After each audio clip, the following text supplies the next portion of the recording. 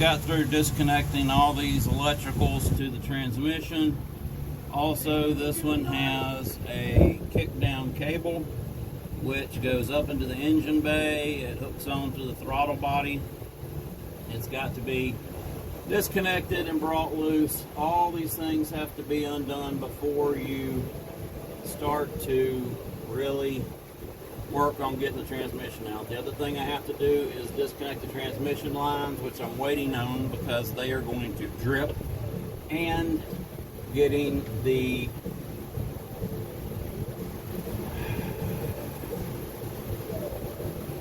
fluid filler or dipstick out of the transmission. Waiting on those things. Not in a great hurry for those at the moment. The bigger pain in the tuchus is going to be the flex plate bolts. I'll attempt to show you kind of where they are. I think I'm going to have to jack up the front of this vehicle in order to get to them better, but on a Tacoma, they are not in a convenient place to get close to. Here we go. They're under the transmission. This is the transmission pan. Then we're passing the rack and pinion steering. Right up in there is a tiny little space that you have to take off a tiny little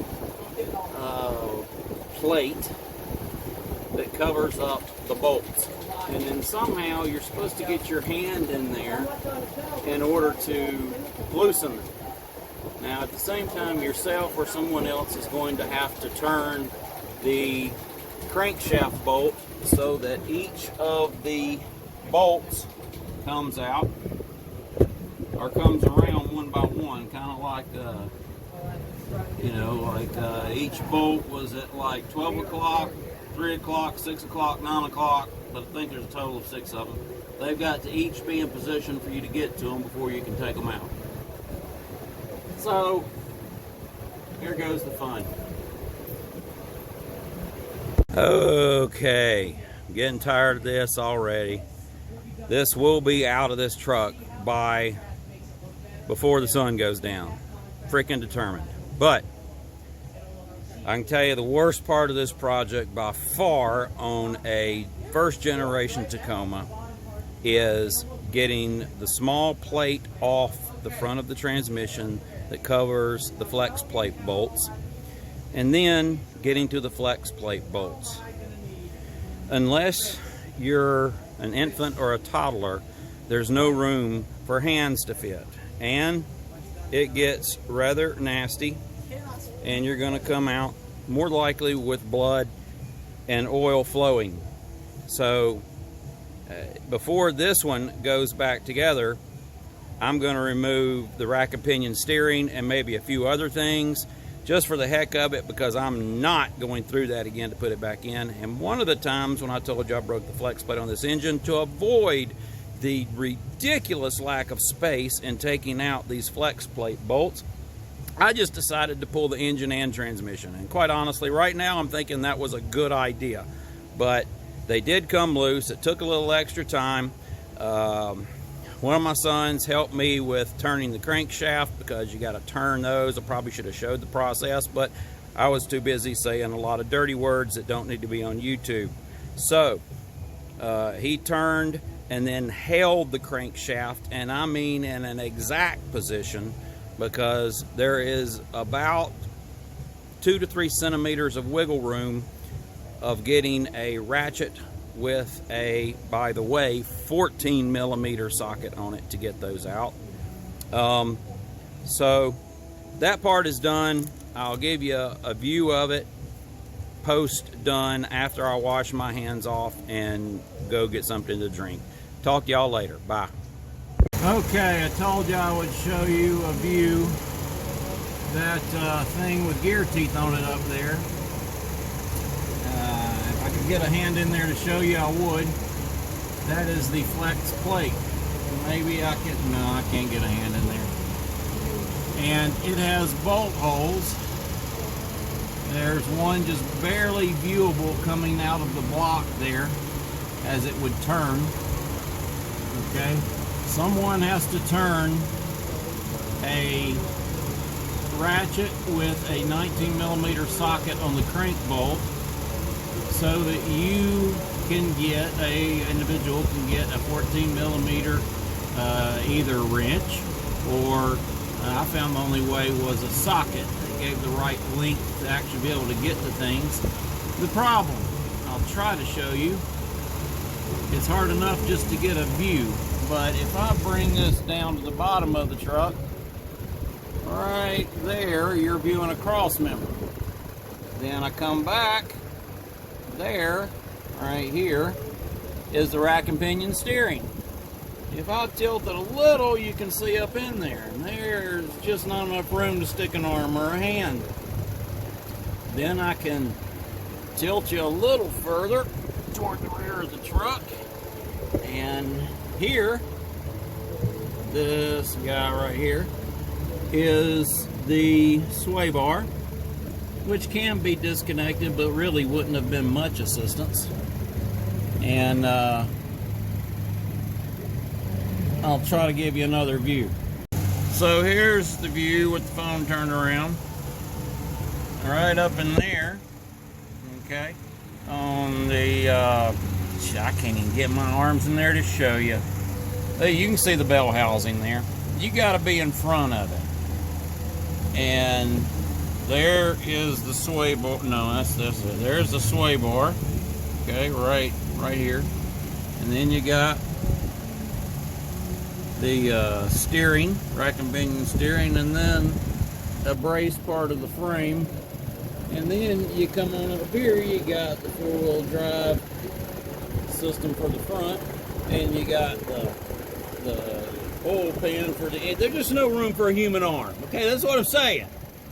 Okay, and I don't think a toddler or an infant could be able to do this. So Toyota, dang it. So if I had to do it again, I probably would yank the engine and transmission again, or like I'm probably going to do, I'm going to disconnect the sway bar. I'm going to take the whole entire steering mechanism out. I'm going to get as much room as I humanly can, and then I will put it all back together, because it's absolutely ridiculous to try to get to those bolts holding the flex plate on to the torque converter. Okay, I think I've wined enough, and I don't have any cheese to go with that wine, so all that's left now, I've got to disconnect some of the lines. Like I think I can show you right up here is a line that goes to the oil cooler, and another one right there you can see. I've got to disconnect those and let those drip all over the place, and take the dipstick out. Oh, and wonderful, wonderful, wonderful, I have to disconnect the, you can see it just a little bit in there. There it is, full view. The starter, I've got to take the starter out. Forgot about that. Just one more piece of the puzzle. Can't wait to do that. I'm just so excited. I will see y'all later. Bye. Hey tubers, we're back after just chaos. One of the transmission lines, not this one, this one up here. Let me move your hand.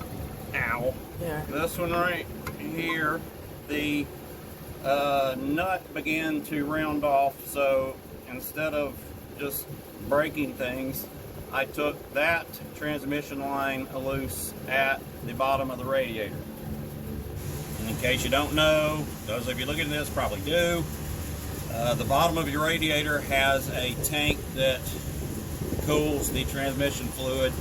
On this transmission, I have an alternate auxiliary cooler that looks kind of like a radiator. It's in front of the radiator, I think. Anyway, if you're going to be hauling and towing, get an auxiliary cooler. Anyway, we got all the bolts off from around the transmission, so we thought, but I thought I would show you the booger we ran into. Usually on most vehicles, at least all of them I've worked on, especially foreign, there is a hidden bolt. Sometimes they're hidden on the engine side of the bell housing. This one's not. It is, I don't know if you can see it with me worming my hand up in here, but it's right here. Yeah, that area. Can they see that, Cody? Can you get a different view, like over here? Also, here, let me try to pop over here. Here, move your hand, take your arm out, and I can try to zoom up in there. So where your hand was. Do you see the head of that bolt up in there? Not really. You can't get a view of it, but okay. yeah, it's right anywhere. Right up in there where I'm pointing. Yeah, okay. There is a bolt up in there. It doesn't look to be a 17 like the others. It may be a 14, but anyway, it does have to come off. It is just beside the starter, the top starter bolt. Mm-hmm. So we're going to turn off the recorder, and we're going to get that out and then pull this thing out and let it be over with, please. Thank you, God. And we also got transmission jack up, waiting to lower it. Yes. Okay. It's all right. See y'all later. Okay, we got the transmission out after we found that last bolt.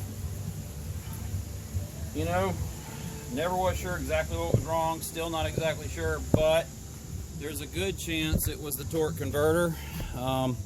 Pulled out this piece of metal out of the torque converter. That's not good. I really don't think that's supposed to be there. The whine we heard could have been from the converter. Still don't know.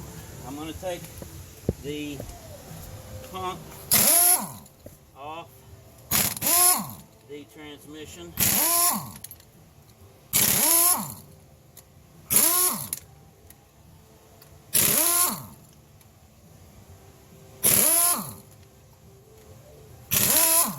Before I go doing that, I'm going to pop off the bell housing, because it just doesn't need to be there. And also, when we pulled it off over there, as you can see, a lot of transmission fluid leaked, so we could have easily busted something, or the nut for the transmission fluid housing. Right? Right. We're gonna go get some.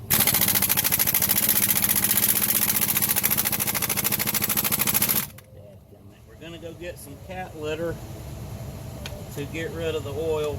It's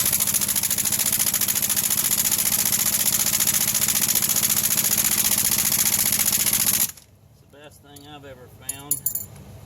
Well, best and cheapest. I gotta get another tool. All right. That's and after we do what he's doing right now with the pump, once he gets that pump out and we check it, that's gonna be the rest for today. We're gonna clean up. We're gonna clean up all the tools and put them up. The only thing that's gonna stay out here, jacked up like this, is the Tacoma. So we're gonna leave the Tacoma jacked up, leave the garage halfway open, and we're gonna leave it like this until we get it fixed, or till we get the transmission rebuilt or a new one. We'll figure that out. But yeah, we will see you all in the next video. Bye. So update, we got the transmission out of the Tacoma. We rolled it all the way over there. Rolled the Tacoma all the way over there. So what we did, first thing we did was we took the torque converter out. After we took the torque converter out, we emptied it, and what we found was not good. We found a ton of little shrapnel pieces like this in there, which pretty much means the torque converter is busted. Next, we tried stripping down the transmission, and what we found is under this gear right here. We don't want to take it out again because it was really, Thor doesn't want to take it out again because it was hard enough for him or us to get it out. But what we found was tons of so once we got it out, like, all the gears were shredded, grinded, and stripped. It was terrible. It was unfunctional. We put a magnet in there. What we pulled out were a ton of these little metal shrapnels and a ton of these big pieces, as you can see. It was pretty bad.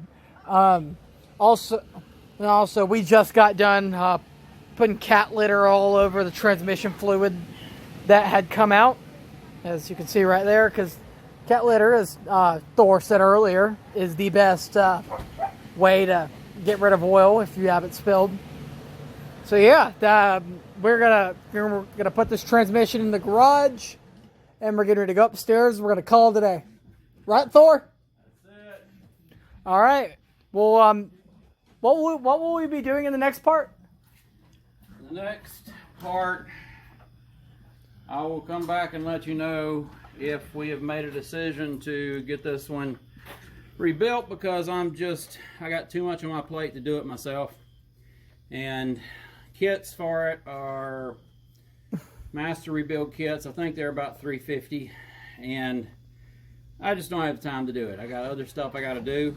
So first thing I'm going to do is look around local where I live to see if there are some salvage transmissions.